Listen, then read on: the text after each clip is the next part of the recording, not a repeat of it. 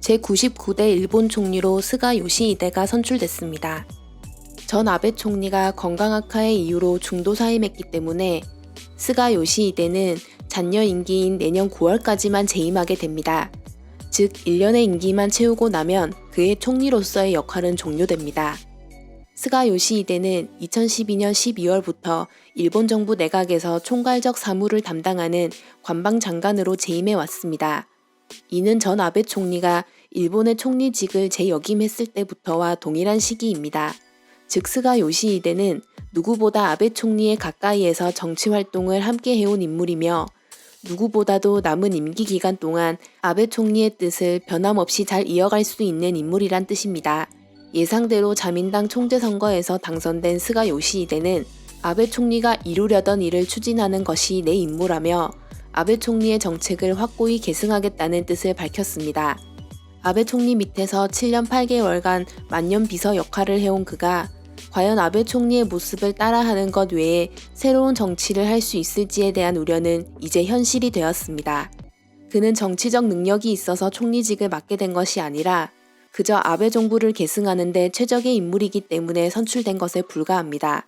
이에 벌써부터 언론에서는 그의 이미지 메이킹을 위한 보도가 연일 이루어지고 있습니다. 그는 시골 출신의 서민파이며 팬케이크를 먹는 것이 유일한 낙이라는 등 이른바 흑수저의 이미지를 강조하고 있죠. 하지만 이 모든 것은 스가 요시히데라는 인물의 개인적인 능력과는 전혀 무관한 것입니다. 아베 정권을 지지했던 극우익파들 역시 아베 정권의 뜻을 이어달라며 아베 정권의 뜻을 이어갈 수만 있다면 누구라도 상관없다는 듯한 반응이었습니다. 해외 언론들 역시 새로운 일본 총리에 대한 보도를 내보내고 있는 가운데 CNN에서는 스가 요시히데에 대한 날카로운 전문가들의 지적을 소개했습니다. 그는 아베의 대리자가 될 것으로 예상된다는 일본 홋카이도 대학의 국제정치학 교수인 카즈토 스즈키의 평가와 더불어 일본 도쿄의 타마 대학에서 교수직을 재임하고 있는 일본 정치 전문가 브래드 글로서만의 평가도 기재했습니다. 글로서만은 이 남자가 누구인지 아무도 모른다. 그는 뒤에서 일하고 있었다고 말하며 그가 대중들에게 정치적인 어필이 전혀 불가능하다는 것을 강조했습니다. 스가 요시히데가 일본의 새로운 총리가 되었다는 보도를 접한 해외 네티즌들은 일본 정치는 노인들이 지배하고 있다. 일본은 추락하고 있다. 절망적인 선택, 오래된 지도자.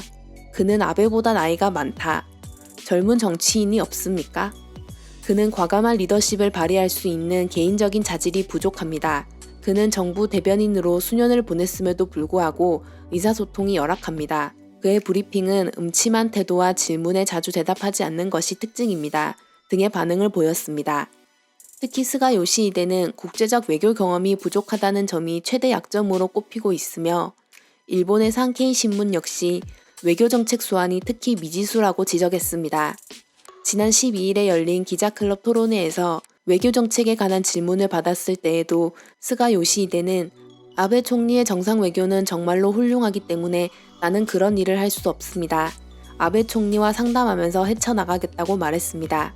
이에 일본 자국민들은 영어도 못하고 컴퓨터도 사용할 줄 모르는 사람이 정말 좋은가? 그런 사람이 세상과 논쟁할 수 있을 리가 없다. 놀라움 없는 결과입니다. 밝은 미래도 희망도 없습니다. 절망밖에 없다.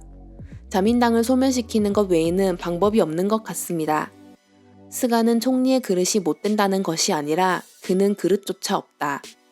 단 500명 정도의 의견으로 총리가 결정된다. 이 나라는 미쳐버렸어. 선거에서 야당이 이기도록 노력하는 것이 선결이라고 생각합니다.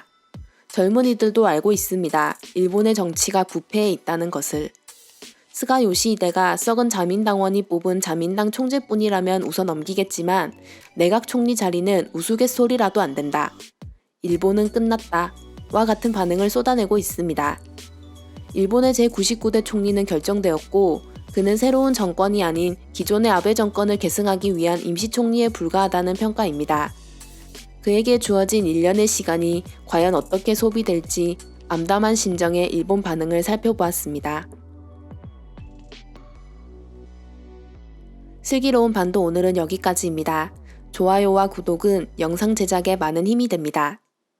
시청해주셔서 감사합니다.